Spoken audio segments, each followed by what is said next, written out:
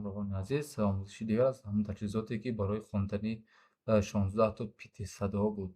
Вақте ки мо қаблан ҳам гуфтем, ки маълумоте ки пешниҳоди мо шуд тавассути WeChat буд ва барои мо тахминан ҳамин ду файл аллакай аз тарафи ҳамон корхона пешниҳод карда шуд. Якумаш ҳам ҳаст, қисмате аз менуали он таҷҳизот аст, ки мо ура баъдан ҳам ба забони англисӣ тарҷума кардем ва онҷо рафтем мушаххасотша хондем, ки чӣ гуна ин таҷҳизот кор мекунад. Хоб муҳимтарин бахше ки дар қисмати менуали ин ҳаст, мо ба якдигар инҷо мушаххасоташ комилан ҳаст, ин чӣ гуна мушаххасот дорад ва қисмати манбаъу худи ҳискунандаҳо ва чӣ гуна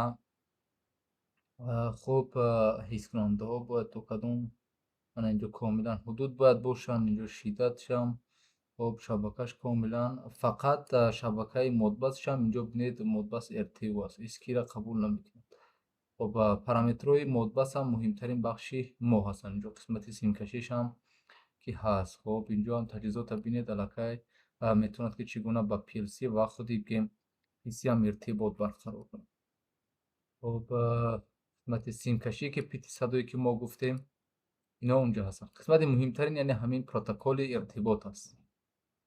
хоб ба таври пешфарз мегӯяд, ки стейшн адреси шумо ҳамин таҷҳизоти як аст ва бодрети шумо 38400 аст ва дтбити шумо 81 аст, стобит 1 ва паритишам ин аст. хоб ин чӣ гуна аст? Хоб мо ки иваз кардем, баъд комилан мегӯем, ки мо чӣ гуна ин қисмати протоколам иваз кунем. хоб вақте ки мо иртибот барқарор кардем, хоб ин қисматҳош бигзор, ки баъдтар замоне ки мо бо модбаспол иртибот барқарор мекунем, баъд онҷоам инҳоро ба якдигар баррасӣ мекунем. дуюмин файле ки барои мо фиристода шуд, ин ҳамин файли ҳаминҷо буд, ки як қисмате аз барномаи соддашудагӣ ҳаст ва таҷҳизоте ки ман дорам аллакай танзимотша рӯи намедонам ино чӣ ҳастанд, аммо 9600 мондагӣ ҳастун ивент як 8 бита. хоб муҳимтарин бахш мо бояд аз қисмати менеҷер робтест, аз қисмати инҷо менеҷ яъне менеҷер ҳамон қисмати девайс ва компорти худтона бинед, ки кадом компорт аст. хоб инҷо вақте ки шумо модули ERA485 ба USB-ро пайвастӣ мекунед, хоб аз ман ки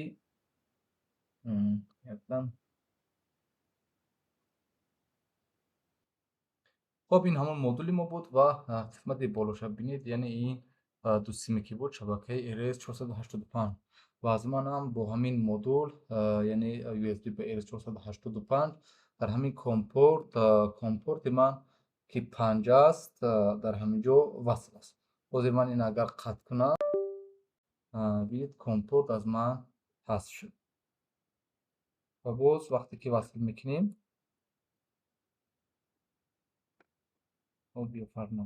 инҷо агар дигар порт васл кунем, боз хоб бинед инҷо USB зер аз компорти 5 аллакай аз ман хонд, яъне ҳамин порте ки ман доштам. аз ман ки компорти 5 буд, мерем аз инҷо, яъне ҳамин қисмат худашам меёбад кадом таҷҳизот ки пайваст шудагӣ дар компорти 5 ман аст. хоб параметрҳое ки мо гуфтем, шумо замоне якум бор дастрас мекунед, адреси 1 бояд бодрети шумо инҷо, яъне бодрети шумо бояд 38400 бошад. хоб ва инам 81.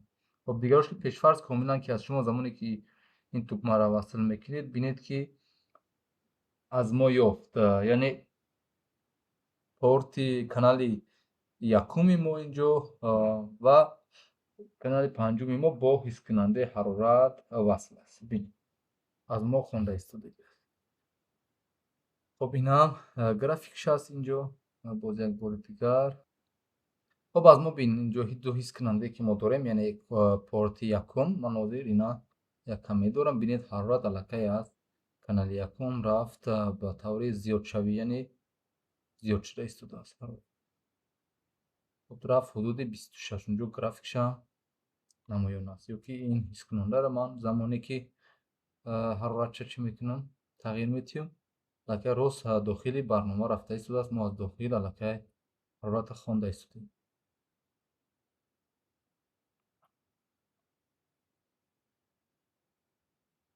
хоб ин буд дар бахши пайваст кардани ин таҷҳизот бо истифода аз барномае ки худи ҳамон бигӯем корхонаи созандаи ҳамин таҷҳизот барои мо ироя кардагӣ аст ва инҷо ҳам бинед 16 канал ки аз мо вуҷуд дорад. Мо ҳар кадомашам ки хостем метавонем бекор ва ин чӣ кунем, васл кунем.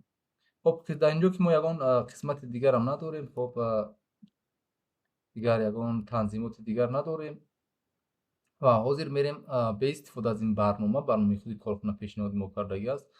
Бо истифода аз барномаи Модбаспол баъданам бо ӯ иртибота барқарор